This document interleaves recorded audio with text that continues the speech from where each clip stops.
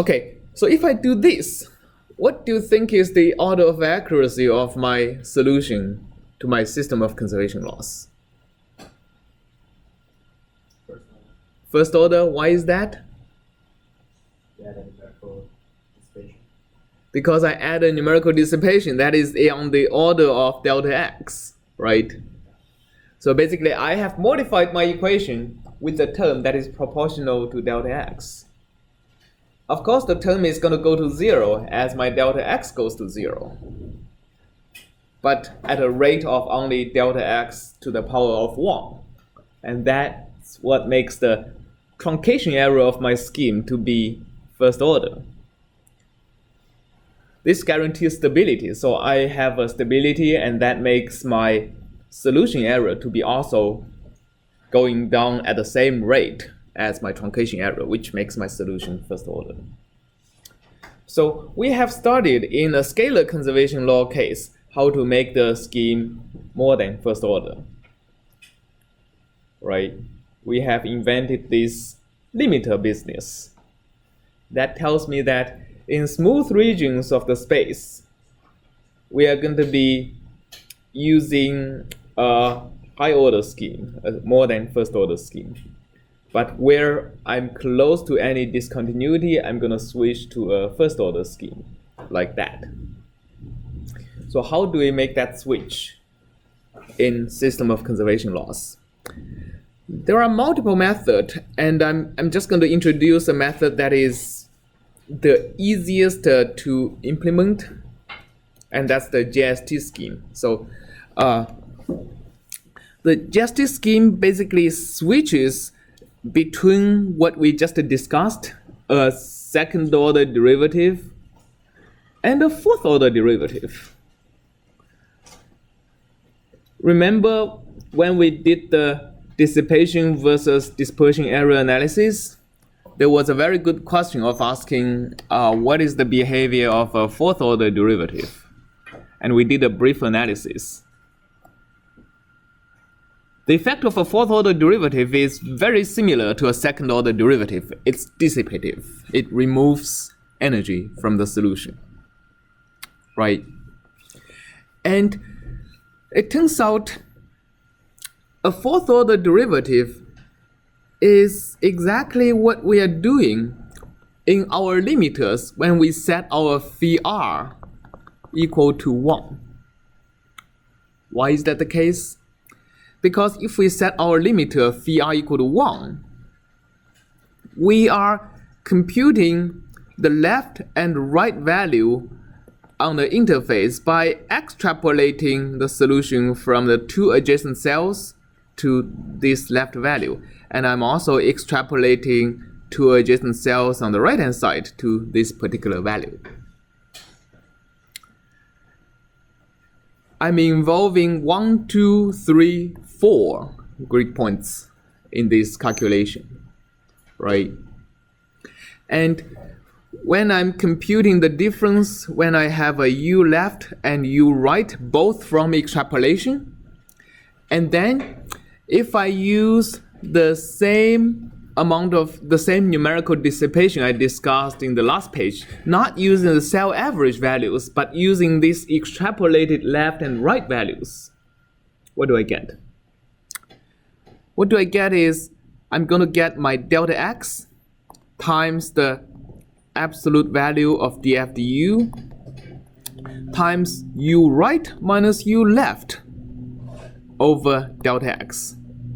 Okay, I'm just substituting ui plus 1 with u right and ui minus 1 with u left.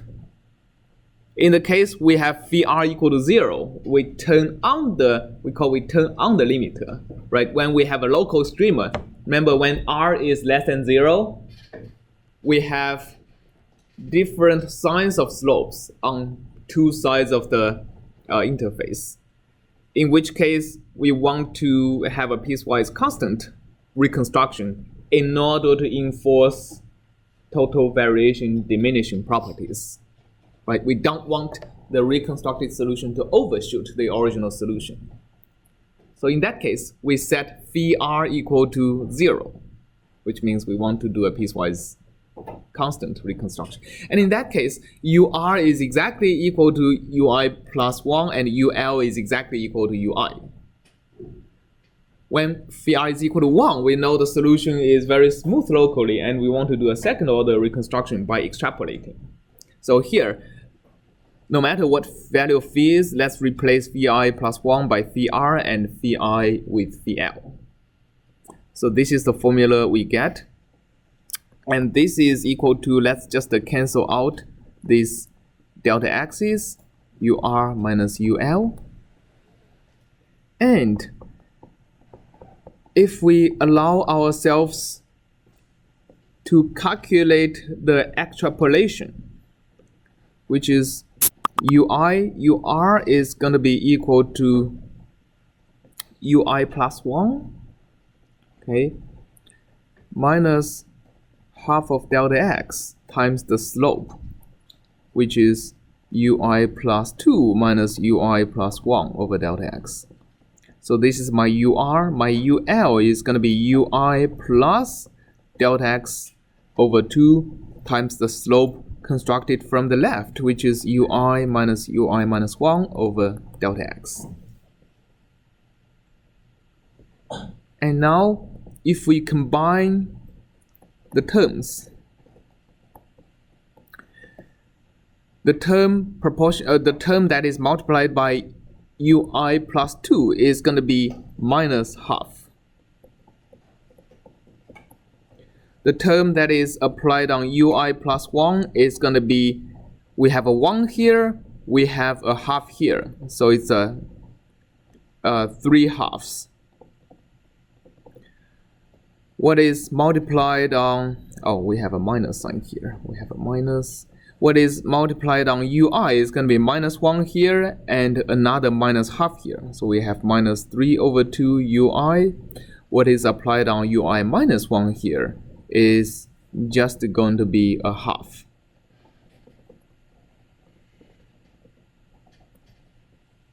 Right? So we have a linear combination of 1, 2, 3, 4 terms. And if we perform a Taylor series analysis to figure out what kind of derivative, what kind of differential operator does this approximate, what do you think? Okay, to make it a little bit clearer, let's make it like that.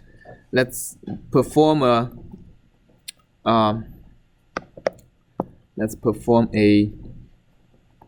grouping. Minus half of UI plus 2 minus 2 UI plus 1 plus UI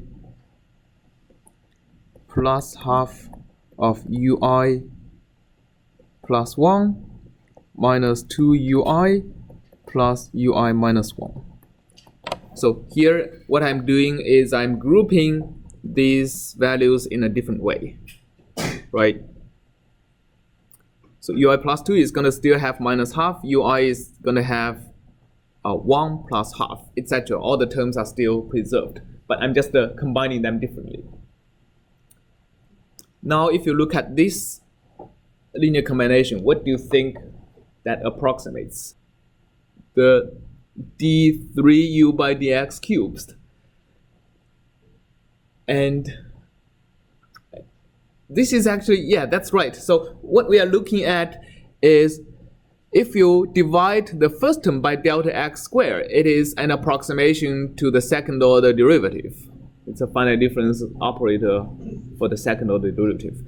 The second term is also a second order derivative multiplied by delta x squared.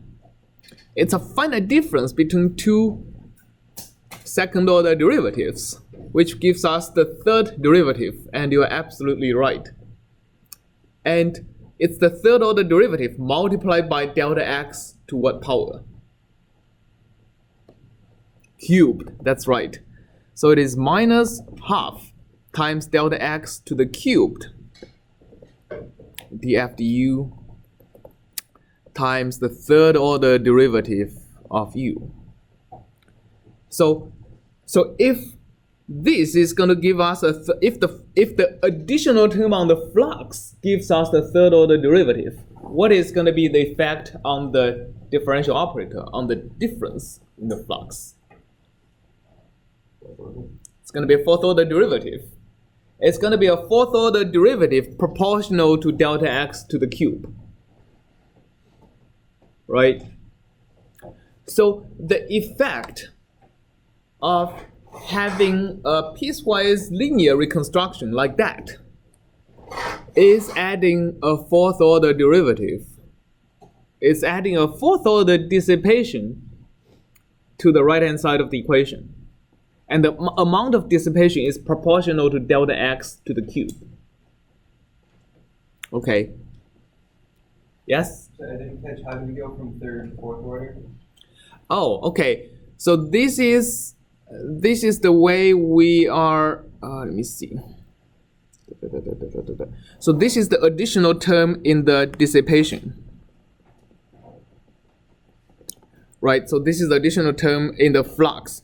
Our flux is going to be equal to the half of, in this case, Fr plus Fl plus this additional dissipation term. Right? So this is how we are constructing our flux now in the system of equations. Instead of upwinding, instead of using upwinding to choose either Fr or Ful, we are averaging them and adding this numerical dissipation to achieve the effect of upwinding. And what I've been doing is the additional dissipative flux we are adding. And in a finite difference operator, in a finite volume scheme, dui dt is going to be equal to f of I plus half minus sign minus f plus f of I minus half, right? And so this is going to be equal to whatever central flux we are going to reconstruct. So it's going to be equal to I plus half central plus fi minus half central plus an additional term that is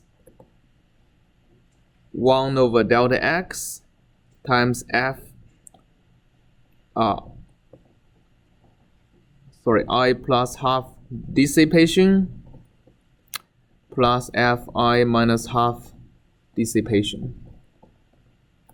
So if the dissipation terms are proportional to the third order derivative of x, taking the finite difference of that is going to give us the fourth order derivative.